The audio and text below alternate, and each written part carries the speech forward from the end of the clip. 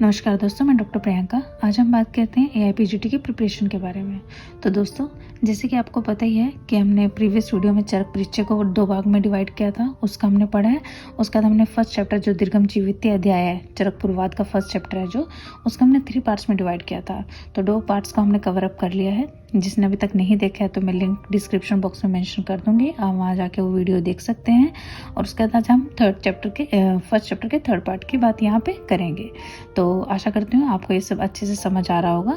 तो चलिए दोस्तों, बिना किसी देरी के स्टार्ट करते हैं वीडियो। उससे पहले अगर आप मेरे चैनल पर नए हैं तो चैनल को लाइक शेयर सब्सक्राइब करना ना भूलें और बेल आइकन को प्रेस करें ताकि मेरी हर वीडियो का नोटिफिकेशन सबसे पहले आपके पास पहुंचे। तो चलिए दोस्तों, बिना किसी देरी के स्टार्ट करते हैं ये वीडियो। तो आज हम बात करेंगे द्रव्यों का वर्गीकरण को लेके। तो सबसे पहले आप याद रखिए, द्रव्यों का वर्गीकरण ये बहुत इंपॉर्टेंट है। ये हमेशा एग्जाम में पूछा जाता है और हर ईयर में पूछा जाता है। तो इसमें सबसे पहले याद रखेंगे आप द्रव्य कितने हैं। कितने द्रव्यों की बात किया? 66 द्रव्य। तो ये इंपॉर्टेंट है, कितने द्रव्य की बात किया? 66। तो अब इनको डिवाइड करेंगे 66 को कैसे, तो आप वो देखिए। जैसे मूलिनी है 16, फलिनी है 19, महास्नेह है 4, लवण है 5, मूत्र है 8, दुग्ध है 8 और शोधन वृक्ष है 6। तो जैसे कि आप इसको याद कैसे रखेंगे, 16 मूल हैं जिनका फल 19 है। फल हमेशा ज्यादा ही आएगा जितना आप काम करेंगे, समझे? ऐसे आप याद रखिए। मूलिनी 16 है, फलिनी 19 है। और महास्नेह आपको अगर अच्छे से आपने थोड़ा बहुत पढ़ा होगा बीएमएस के टाइम पे, तो आपको ये पता होगा घृत तेल व समझ, ये 4 स्नेह होते हैं। तो ये 4 स्नेह, 5 लवण, अष्टमूत्र, अष्ट दुग्ध, ये शोधन वृक्ष 6। तो आपको ऐसे ही याद रखने हैं। अब इनको हम थोड़ा एलिवेट करके थोड़ा देखते हैं कि और कितना हम इसके बारे में जान सकते हैं। तो अब हम बात करेंगे मूलिनी द्रव्य के बारे में। मूलिनी द्रव्य का वर्गीकरण हमने कैसे किया है? जैसे 16 द्रव्य थे, उनको हमने एक वानर फॉर्म ली है, मूलिनी की भी और उसकी फलिनी की भी। हम सब ऐसे याद रखेंगे। तो वानर कैसे करना है? 3 + 2 11। अब आप बोलेंगे 3 + 2 11 कैसे? तो वानर है, वानर हमेशा थोड़ी ना इंसानों जैसे दिमाग रखेगा। तो 3 + 2 5 की जगह हमें 3 + 2 11 करना है। तो हमें यही करना है कि ये हमेशा गलत बोलेगा।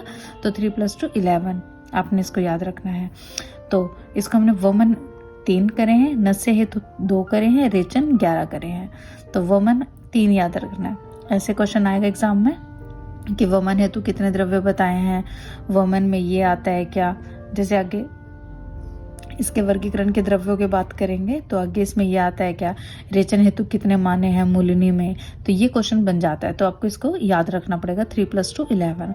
तो वमन हेतु में अगर बात करें तो आपको विश्व याद रखना है। व से वमन, व से विश्व याद रखना है। तो विश्व में व से विम्बी आ जाएगी, हालांकि ब से बनता है बट आप इसको याद रखेंगे, विम्बी आ जाएगी। श से क्षणपुष्पी और व से वचा। तो आपको ऐसे याद रखना है। मूलिनी में क्या याद रखना है आपने? विश्व। वमन हेतु विश्व, बिंबी, क्षणपुष्पी और वचा। अब बात करते हैं नस्य हेतु 2 है। नस्य हेतु हम कैसे याद रखेंगे? श्वेत ज्योति में श्वेत, एक तो श्वेत आ जाएगा, श्वेत अपराजिता, ठीक है। और सेकंड इसके आ जाएगा ज्योतिषमती। ये कॉलम गलती से आ गया, तो आप इसको श्वेत अपराजिता एक ही पढ़िएगा इसको। और ये सेकंड है ज्योतिषमती। अब थर्ड आ जाता है रेचन हेतु। रेचन हेतु 11 है। तो सबसे पहले हम ये सोचेंगे कि रेचन हेतु कहाँ कहाँ बात किया है। तो हाँ, हमने कल्प स्थान में बात करी। तो कल्प स्थान में हमने जो जोड़े में 11 दिए हैं रेचन द्रव्य, उनमें से देखते हैं कि यहाँ पे कितने फिट हो सकते हैं। जैसे श्यामा, त्रिव्रत और उसका सप्तला के साथ शंखनी था। जो शंखनी हमने फलिनी में बात करेंगे उसके बारे में, तो उसका सिर्फ सप्तला यहाँ पे लेते हैं क्योंकि सप्तला का मूल यूज होता है और शंखनी का फल यूज होता है। तो श्यामा, त्रिव्रत, सप्तला, दंती, द्रवंती, ये हमने ऐसे याद कर लिए। ये हमने 5 यहाँ पे ऐसे याद कर लिए हैं। इसका हम करेंगे कि रेचन है तो उनको जंगल में जाना पड़ा द्रव्य देखने के लिए कि और कौन से रेचन में हम यूज कर सकते हैं। तो जंगल में गए ऐसे तो नहीं द्रव्य देखेंगे, तो द्रव्य के साथ साथ वो क्या देखेंगे, वहाँ पे जानवर भी देखेंगे, जंगली जानवर। तो वहाँ पे क्या क्या देखा उन्होंने? जैसे कि हस्ती दंती, हस्ती का दांत देखा, अजगंधा है, गाय जो बकरी होता है उनका गंध देखा, जैसे मलमूत्र उनका, ठीक है। गवाक्षी, गाय देखी, पर वैसे तो गवाक्षी इंद्रायण का वो होता है, बट आप इसको याद रखें, गाय देखी। फिर उसके बाद आता है अधोगुड़ा। अधोगुड़ा की हम बात करते हैं, ये जो मैंने डायग्राम बनाया इसको लेके। अधोगुड़ा में क्या है, जो इसका जो वो होता है कि आप मान के चले कि एक पौधा है जिसका फूल नीचे की तरफ झुका हुआ है, अधोगुड़ा, अधो झुका हुआ है। तो लेकिन इसका जो लीफ है हाँ, नीचे से गूढ़ा है, ऊपर से थोड़ा लाइट है, ऐसे याद रखना है। नीचे से गूढ़ा, ऊपर से light, mean different different colour, ठीक है। और उसके फूल से दूध नीचे की तरफ जा रहा है, पर वो जहाँ जा रहा है वहाँ नीचे विष है, तो विष में मिल जाएगा, ठीक है। आपने इस तरीके से याद रखना है। तो अधो गूढ़ा, दूध ऐसे गया है, शीरणी, ठीक है, नीचे विष में, तो आपको तीनों याद आ जाएंगे, अधो गूढ़ा, शीरणी और विषाणी का, ठीक है। दोबारा देखिएगा, एक पौधा बनाया हमने जिसके लीफ नीचे से डिफरेंट कलर के, ऊपर से अलग है, मीन्स अधो गूढ़ा, नीचे से ही डार्क है, ऊपर से लाइट है, तो उसका जो पौधा है उससे दूध निकल रहा है, तो शीरणी हमारा कवर हो गया, पर वो जहाँ गिरा वहाँ विष है, तो विषाणी का, ऐसे याद रखना है। उसके बाद हम बात करते हैं फलिनी की। फलिनी द्रव्य में हम फिर दोबारा वमन, नस्य, रेचन, वानर को लेंगे। इसमें 8 + 1 9 होना चाहिए, बट यहाँ पे 10 लिया गया, वही वानर बुद्धि। तो वमन में अब वमन स्थापन हेतु कैसे मानेंगे? इसमें षडवामक मानेंगे। पहले तो वमन के जो कल्पस्थान में पढ़ते हैं, मदन, फल, जमुतक, इक्ष्वाकु, धर्वार, गव, कुटज, कृत, वेदन, ये सब।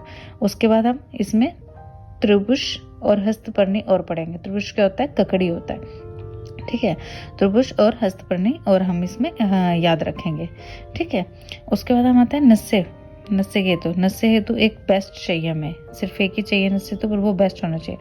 तो अपमार्ग, जिसको हम प्रेतक पुष्प भी बोलते हैं, ठीक है। और एक चीज और मैं बताना चाहूंगी आपको, जैसे कि दंती है, दंती के पास प्रत्येक श्रेणी है, तो कई बार क्वेश्चन ये भी आ जाता है प्रत्येक श्रेणी किसे मानना है, उस टाइम दंती और आप इसमें अपमार्ग में कंफ्यूज मत होइए, ठीक है। दंती प्रत्येक श्रेणी है और अपमार्ग प्रत्येक पुष्पी है, ठीक है। अब रेचन हेतु 10 है, उसमें है अरगवद, शंखनी। उसका 2 टाइप के क्लीतक है, जिनमें कि कौन से क्लीतक क्या, तो मुलेठी में उसमें द्विदक क्लीतक है, जैसे कि अनूप और स्थलज। उसका द्विद करंज है, प्रिकियाम और उदकीर्य, जिसको कि लता करंज और करंज बोलते हैं। तो ये भी आएंगे क्वेश्चन में, तो आप इसको अच्छे से याद रखिएगा, ये बहुत इंपॉर्टेंट है। उसका बाद विडंग, कंपेलक, हरितकी, अंत, कोटर, पुष्पी, ठीक है। तो कैसे याद रखेंगे? आपसे वमन के पहले वमन के सब नाम रख लेंगे, षडवामक। उसका उसमें थोड़ा सा और ऐसे याद रखना कि इतना सारा चीज डाल दिया, थोड़ा सैलेड के लिए हम ककड़ी और वो भी डाल देते हैं, त्रिपुष और हस्तपर्णी। नस्य हेतु बेस्ट लेना अपमार्ग है, जिसको पृथक पुष्प भी बोलते हैं। रेचन हेतु अरगवद और शंखनी, उस सप्तला ऊपर लिया था, शंखनी यहाँ पे आ गया, अरगवद, ठीक है। उसका द्विद क्लीतक, क्लीतक मीन्स मुलेठी, मुलेठी कौन से? अनूप वाली और स्थलज वाली। करंज, लता करंज और करंज, लता को प्रक्रिया बोलते हैं, प्रक्रियाम, और उसको अदक्रिय। उसका विडंग, कंपेलक, हरित की, अंतरकोट पुष्पी। तो ये आपको याद रखना पड़ेगा। याद रखिएगा आप कि सप्तला क्या होता है? मूलिनी द्रव्य, जिसको कि सप्तमूल, जिसका मूल यूज होता है। शंखनी मीन्स फलिनी द्रव्य, शंख जैसा फल। हरित दंती, मूलिनी द्रव्य यानी दंत मूल। हरित पर्णी मीन्स पत्ते, फल के पास पत्ते। प्रत्येक श्रेणी किसको माना था आपने? दंती को, तो वो मूल श्रेणी। प्रत्येक पुष्पी, फल के समान पुष्प, ठीक है। आपको ऐसे याद रखना है। अपमार्ग को माना था आपने प्रत्येक पुष्प, ये याद रखिएगा। उसके बाद महास्नेह, 4 महास्नेह के बाद हम करते हैं यहाँ पे सर्पिस, तेल, वसा, मज्जा, स्नेहो, द्विष, चतुर्विधम, पाणाभ्यांजन, वस्त्यार्थ, नस्यार्थ, चैव, योग्यते, घृत, तेल, वसा, मज्जा। तो आपको ये याद रखना है। उसके बाद पंचलवन। पंचलवन में बात करें तो पहले हम बातें चरक सूत्र के अकॉर्डिंग कैसे माने उन्होंने। सर्वोच्चल, सैंधव, वेद, औद्भिद, समुद्र। उसका रतन प्रभाकर के नाम से, रत्नाकर के नाम से सैंधव, जिसमें उन्होंने सेम लिया है, सैंधव, समुद्र, विड, सर्वोच्चल और रोमक। बस वहाँ पे उन्होंने औद्भिद लिया, यहाँ पे रोमक लिया। बट आप ये याद रखिएगा कि सीक्वेंस वाइज आपको याद रखना है। एग्जाम में ऐसा क्वेश्चन आ जाएगा कि चरक के अकॉर्डिंग कि सबसे पहले क्या आता है? सर्वोच्चल आता है, बट रतन उनके अकॉर्डिंग तो सबसे पहले आता है सैंधव। तो ये आपको याद रखना है। और किस में रोमक है, किस में उद्भिद है, तो ये सब आपको याद रखना पड़ेगा, ठीक है। तो आप सीक्वेंस इसका याद रखिएगा। उसके बाद है गुण की, तो स्निग्ध, उष्ण, तीक्ष्ण व अग्निदीपक लवण के गुण है। कर्म क्या है इसका? अजीर्ण में, अनाह में, शूल में, वात व्याधि में, गुल्म और उदर रोग में उपयोगी है। उसके बाद हम बात करते हैं अष्टमूत्र की। आविमूत्र, अज्यामूत्र, गौमूत्र, महिषमूत्र, हस्तिमूत्र, उष्ट्रमूत्र, पाजीमूत्र, खरमूत्र, ये अष्टमूत्र हमें बताए गए हैं, तो इनको आपको याद रखना बहुत जरूरी है।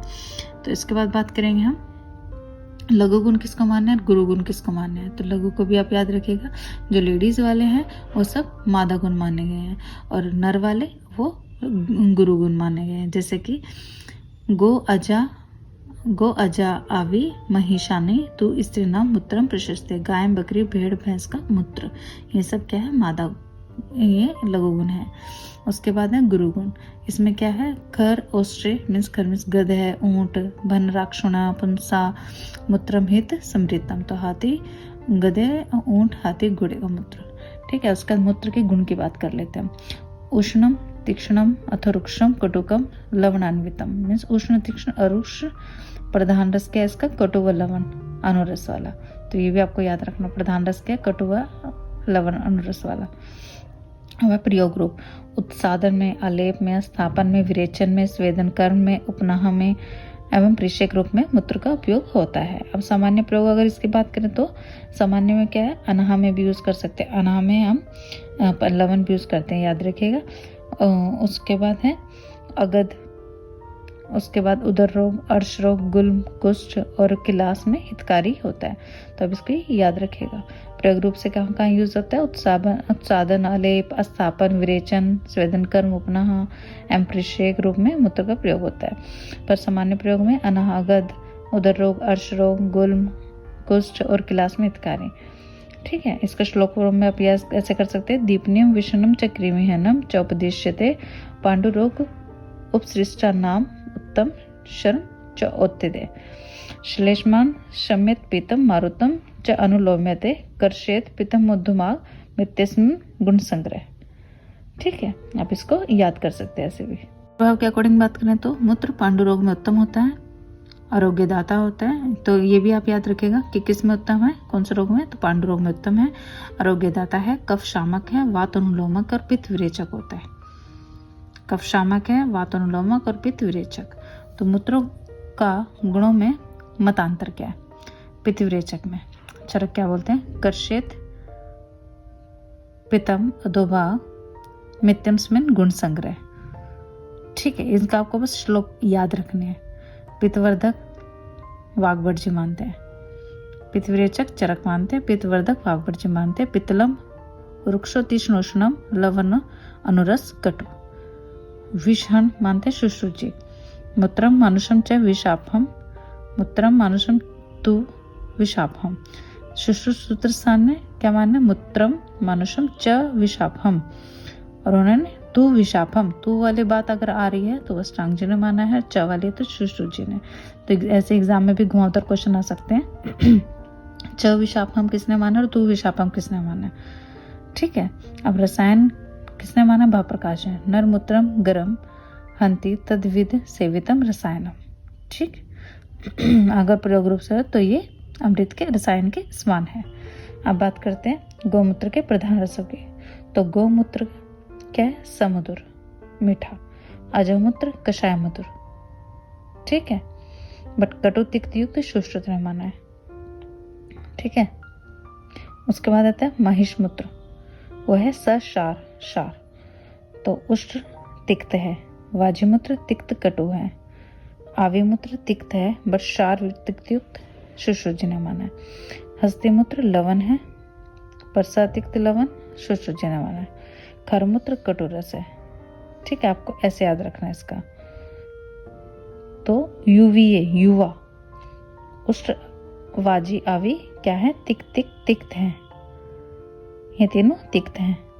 ठीक है, सशार तिक्त शुश्रुत जी ने माना आवी को। ऐसे आपको थोड़ा याद करने का है रहेगा इसमें, तो ये आपको याद होने चाहिए कि गौमूत्र क्या मधुर है, आजामूत्र है तो कषाय मधुर है। ठीक है, महिष का मूत्र तो सशार है, फिर युवा उष्ण वाजी आवी ये तीनों तिक्त हैं, उटु हैं, प्रसाशार तिक्त शुश्रुत ने माना आवी को। हस्तिमूत्र हस्ती का हाथी का लवण रस का है, खर का कटु रस का, सतिक्त लवण शुश्रुत जी ने माना है। ठीक है, ऐसे आपको थोड़ा याद रखना रहेगा इसको। उसके बाद बात आती है प्रधान कर्म रोगहंता मूत्र की। तो गौमूत्र क्या है, किंचित दोषणम कृमि कुष्ठनत कुंडु शामक उदर रोग हितम। तो आपको इसका ऐसे याद रखना है, UK3। ठीक है, उदर रोग, यू से आगे उदर रोग, K3 मतलब कृमि, कंडू और कुष्ठ। तो आपको इसको ऐसे याद रखना है। ठीक है, गौमूत्र आपको कहाँ UK से मिलेगा, तो UK3, उदर रोग, कृमि, कंडू, कुष्ठ। ठीक है। उसका बाद अजामूत्र, अजामूत्र क्या होता है, त्रिदोष हन होता है, तो पथ्य है दोष हंती हंत, ये आपको याद रहना है। महिषमूत्र क्या है, यूएसए, यूएसए से लाए सर, ठीक है। यूएसए से मतलब यू से उधर, एस से शौफ, अ से अर्शनाशक, ठीक। बेस्ट, ठीक, ऐसे याद रखना। भैंस बेस्ट कहाँ मिलेगी, यूएसए, सर बता रहे हो तुम सर को, ठीक। आविमूत्र से स्निग्धम पित्तवरोधी। उष्ट्रमूत्र श्वास काश व अर्शनाशक।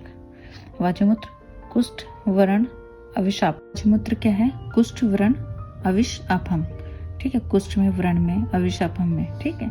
उसका बाद हस्तिमूत्र, हितम तो कृमि कुक्षिना प्रशस्तम बुद्धवीण मूत्र विश्लेष में अर्शनाशक। तो कृमि कुष्ठ बुद्धवीण मूत्र में श्लेष में अर्शनाशक में तो ये हस्तिमूत्र यूज होता है। खरमूत्र उन्माद अपस्मार ग्रह बाधा नाशक, ठीक है, ऐसे याद रखना है। अब बात करते हैं अष्टदुग्ध की, तो गाय भैंस भेड़ बकरी हथेनी घोड़ी ऊँटनी और स्त्री दुग्ध, ये सब अष्टदुग्ध माने गए हैं। इनके सामान्य गुण क्या है, प्रायशो मधुर स्निग्धम शीत स्तन्य पयो मतम प्रीणम भृन्नम ऋष्य मेधम बल्य मनस्क्रम जीवन्य श्रमहर श्वास कास निर्वणम हंति शोणित पितम च संधानम विहितस्य च। तो ये चरक जी के अकॉर्डिंग है कि जो श्रेष्ठ मूत्र है उनके गुण क्या है, वो क्या करता है, हमें जीवन्य श्रमहर होता है, श्वास कास में उपयोगी होता है, मधुर होता है, स्निग्ध होता है, ठीक है। ऐसे करके इसके गुणों के बारे में बात करी है। जो हम पहले डिस्कस की है वही चीज यहाँ पे बताई गई है कि रोग दुग्ध श्वास कास रक्तवित भग्न तृष्णा शीर्ण शत में श्रेष्ठ है, तो ये याद रखिएगा, शीर्ण शत में श्रेष्ठ है। उसका ये बात आती है, पांडु रोगे अमल पिते च शोषक गुलम तत् ओद्रे अति सारे ज्वर दाहे च श्वेत यथो विशिष्ट है। योनि शुक्र दोष मूत्र रोग पदर और विबंध और वात पित्त रोगियों में पथ्य है, ठीक है। तो आपको ऐसे याद रखना है इसको, ये दूध के गुण बताए गए हैं। अब है शोधन वृक्ष, तो है 6, इसमें 6 को हमने कैसे डिवाइड किया है, शीर्त्रय में। सबसे पहले शीर्त्रय में दुग्ध उपयोगी जो आते हैं वो है शीर्त्रय में आते हैं 3 द्रव्य अर्क सुनहि वट, ठीक है। तो अर्क ये है किसके अकॉर्डिंग, रसनतनाकर के अकॉर्डिंग, रसतरंगणी के अकॉर्डिंग, ठीक है। अब चरक जी के अकॉर्डिंग क्या माना उन्होंने, अर्क सुनहि अश्वंतक। अर्क में क्या क्या आते हैं, वमन और विरेचन, सुनोही में ओनली विरेचन, अश्वंतक में वमन। तो ये भी क्वेश्चन अलग से आ जाता है कि शीर्त्रय में कितने द्रव्य हैं और किसके अकॉर्डिंग, रस तरंगनी के अकॉर्डिंग तो 3 है, अर्क सुनोही वट, परचरक के अकॉर्डिंग अर्क सुनोही अश्वंतक है। अब अश्वंतक किसमें, वमन में, सुनोही विरेचन में, अर्क दोनों में, ठीक है। उसका देते त्रिवल्कल जिसमें त्वक उपयोगी है, तो उसमें 3 द्रव्य आते हैं, पुतीक तिलवक कृष्णगंधा। पुतीक मीन्स लताक्रंच जो विरेचन कर्म में आती है, तिलवक लौद्र जो विरेचन कर्म में, कृष्णगंधा शोभांजन, परिसर्प अर्श द्रुदु विद्रधि गण कुष्ठ और अलजी में आते हैं। कृष्णगंधा यानी कि शिग्रू जिसको क्या मोरिंगा भी बोलते हैं, ठीक है। कहते हैं तत्विद की, योग विना रूपज्ञस्ताम तत्विदुच्यते। मीन चरक सूत्र स्थान में क्या बोला है, जो वैद औषध के नाम रूप उसकी सामयिक योजना को भलीभांति जानता हो तो वो तद्विद कहलाता। तो तद्विद वैद वही कहलाएगा जो औषध का इसकी सामयिक योजना और इसके रूपों के बारे में भलीभांति जानता हो। अब है भिषक उत्तम, योग मासाम तु सो विद्यात देश कालो उपदितम पुरुषम विक्षम स गयो भिषक उत्तम। तो जो वैद्य रोगों की विधिवत परीक्षा करके देश काल आदि का विचार करके औषध योग जानता है तो वो भिषक उत्तम है, ठीक है। उसके बाद आता है, इंपॉर्टेंट है ये भी, यथा विषम यथा शस्त्रम यथा अग्निरिश निर्यथा तथ औषध ज्ञातम विद्यात समृतम यथा। अज्ञात औषध कौन सी, विष अग्नि शस्त्र या इंद्र वज्र समान घातक होती है जो अज्ञात हो, जिसके बारे में आप जानते नहीं है, जबकि विज्ञात औषध अमृत के समान प्राण रक्षक होती है। तभी बोला यथा विषम यथा शस्त्रम यथा अग्निरश निर्यथा तत् औषधम विज्ञातम विज्ञात समृतम यथा, ठीक है। तो ये भी वो इम्पोर्टेंट क्वेश्चन है। योगादपि विषम तीक्ष्णम उत्तम भेषज भवेत भेषजम च अपि तीक्ष्णम संपद्यते विषम। अत्यंत तीक्ष्ण विष भी सम्यक प्रयोग करने से उत्तम भेषज बन जाता है। हाँ, जैसे कि आपको ये पता है कि अगर अत्यंत तीक्ष्ण विष है बट उसका हम विधिवत सम्यक रूप से प्रयोग करें तो वो भी अमृत के समान बन जाता है। बट एक बार अगर आप उसका अगर कोई श्रेष्ठ औषध भी है बट इसका तरीका नहीं जानते आपको इस्तेमाल करने का तो वो भी एक तीक्ष्ण विष बन जाती है। तो यही इसका मतलब है। अब है मूर्ख वैद्य द्वारा रोगी से धन लेना, जहरीले सांप का विष पीकर अपने प्राण गंवाना या उबले हुए ताम्र का जल पी लेना या अग्नि में तपाए लोहे की गोले खा जाना, ये सब अच्छा है, पर किंतु मतलब कि मूर्ख वैद्य द्वारा रोगी से धन लेना अच्छा नहीं है। न तो श्रुतवताम वेशजम विभ्रता शरणागतम ग्राहित मन्नम पानम च वितम व रोगी पीड़ियात, किंतु छद्वैचर वैद्य का वेश बनाकर रोग से पीड़ित शरण में आए रोगी से अन्न पान अथवा धन लेना कदापि पाप है। पुत्र वेदवेन पाल्य तातुर्भिषक, वैद्य को रोगी की पुत्र के समान चिकित्सा करनी चाहिए। तदेव युक्तम भेषजम यदा रोग्य कल्पे सचैव भिषजाम श्रेष्ठो रोग्य विषय या प्रमोचते। वही अगर युक्ति पूर्वक रोगी के विचारों के बारे में, दोषों के विचार का करके अगर उसकी आप चिकित्सा करते हैं तो वो एक श्रेष्ठ वैद्य का एक कर्तव्य होता है, तो यही आपको करना है। तो इसी तरह हमारा ये फर्स्ट चैप्टर है, ये खत्म हो जाता है। इसका थर्ड पार्ट भी आज यहाँ पे, तो सूत्र स्थान का, हमारे चरक पूर्वाद के सूत्र स्थान का दीर्घम जीवित अध्याय यहीं पे खत्म हो जाता है। इसके बाद हम नेक्स्ट चैप्टर के बारे में बात करेंगे, जो कि है अपमार्ग तुंडलीय अध्याय। तो अगर आपको इस चैप्टर में कुछ भी डाउट आपको लगा हो प्रीवियस वीडियो या इस वीडियो में, तो मुझे कमेंट बॉक्स में बता सकते हैं। और अगर आपको अच्छा लगा तो लाइक शेयर सब्सक्राइब करना ना भूलें और बेल आइकन को भी प्रेस करें। तो इसी तरह ये वीडियो हम समाप्त करते हैं यहीं पे। तब तक के लिए धन्यवाद।